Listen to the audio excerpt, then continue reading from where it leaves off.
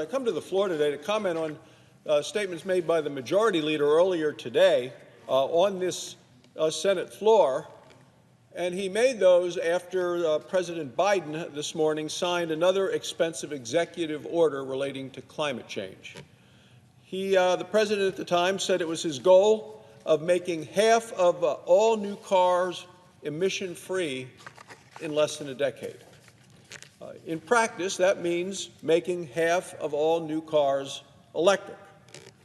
Well, after the president signed his executive order, the majority leader came to the floor and he talked about his own plans to give more of American taxpayer dollars to the manufacturers and purchasers of electric vehicles.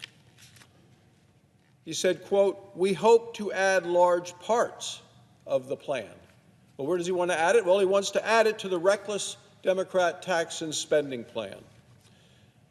Madam President, the American taxpayers are already giving billions and billions of taxpayer dollars to electric vehicle manufacturers and owners. Electric vehicle makers have been given free tax dollars for 30 years. The truth is, electric car buyers don't need more taxpayer money. They have plenty of their own. Today, the market for electric vehicles is very well established. There are more than 1 million electric vehicles on the road today. They're being made by everyone. General Motors, Mercedes-Benz, U.S. manufacturers, foreign manufacturers, they are being made all around the world. In fact, the U.S. Energy Information Administration projects that sales of light-duty electric vehicles is going to reach 4 million by the year 2025.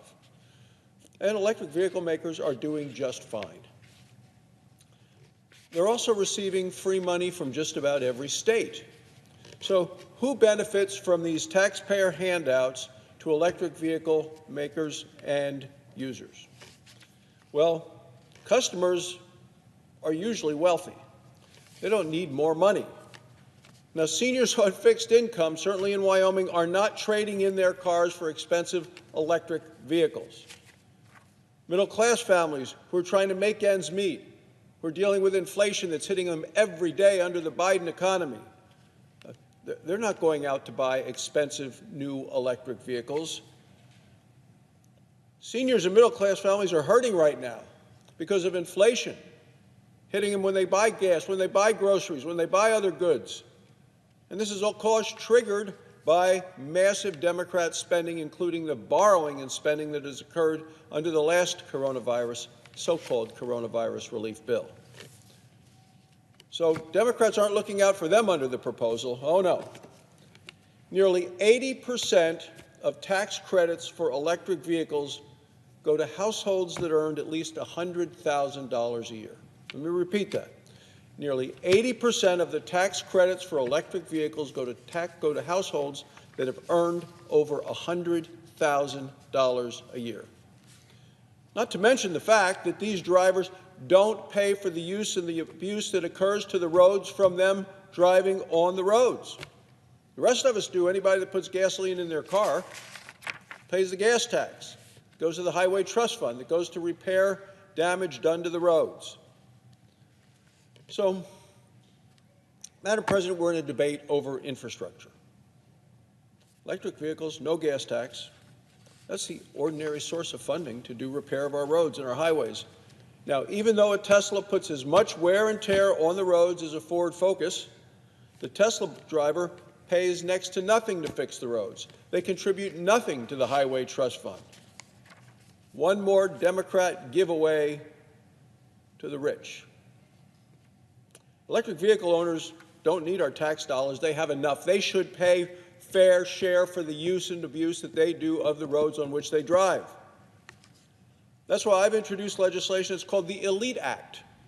It stands for End Lavish Incentives to Electric Vehicles.